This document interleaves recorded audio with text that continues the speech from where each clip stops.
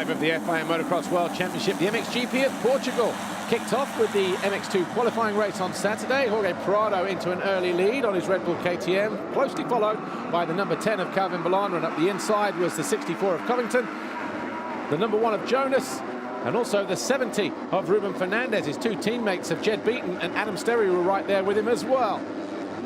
Not a bad start for Alvin Osland either on the Yamaha, but Thomas Covington would fall from a top 5 position on the opening laps. He would remount in 27th and work his way back to 13th as Jonas got himself into second with that pass on Bollandra early on. He then went after his teammate Jorge Prado, number 61. In 4th position, just behind these two, was the fast-starting number 70 of Ruben Fernandez. He was on the F&H Kawasaki as Bollandra continued to dog the 1 of Jonas. Jonas did eventually hang on to that position despite the hard riding of Bollandra.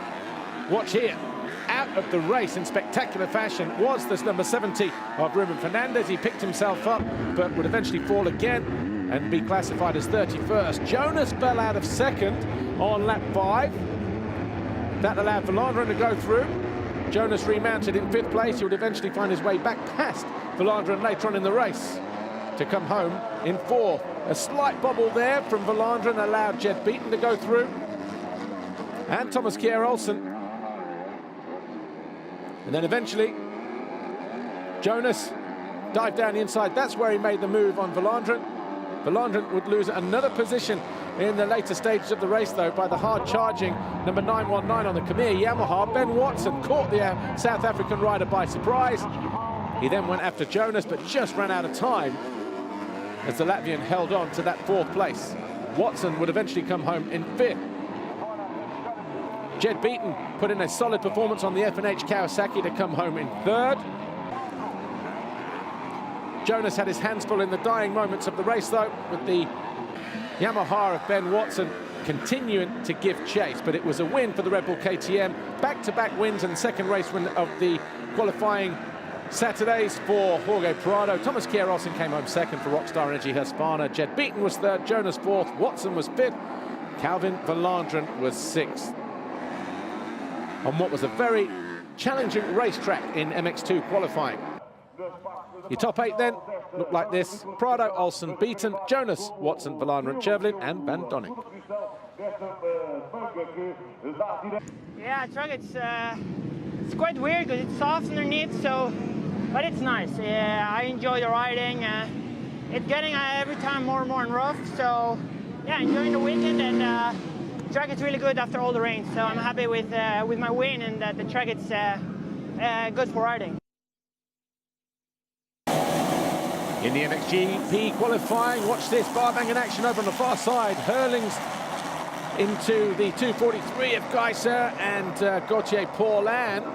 But at the top of the hill, it was Cairoli into an early lead. Hurlings was right there behind him in 2nd. The two Monster Energy Yamahas, though, collided as Van Hoorbeek ran into his teammate's back wheel. He picked himself up, went straight back to the work area to get some work carried out on that Yamaha. But it was to no avail. Cairoli led, Hurlings was 2nd, Fevre was 3rd, Geiser was 4th. The two Monster Energy Kawasaki's were in 5th and 6th of De Salle and Lieber. That was Van Hoorbeek eventually calling time on the MXGP qualifying race. Seewer was up in 8th place, but then he fell and lost 2 positions, dropped back to 10th. He would eventually come back to 7th on his Wilvo Yamaha. Cairoli had a slight advantage over his teammate, but then lost 3 seconds in 1 lap around about the halfway mark. And Hurlings, well, he didn't need a second invitation. He charged down the inside of Cairoli, took over the lead on what was a very grueling circuit. He even bobbled at the bottom of the hill, lost some time. That allowed the Monster Energy Yamaha of Roman Fevre to gain a little bit of time, but not so fortunate down that same part of the racetrack was the 33 Monster Energy Kawasaki of Julian Lieber, who fell from 7th.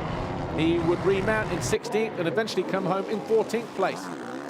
In the closing stages of the qualifying race, all eyes were on Tony Cairoli and Roman Fevre as they battled over 2nd position.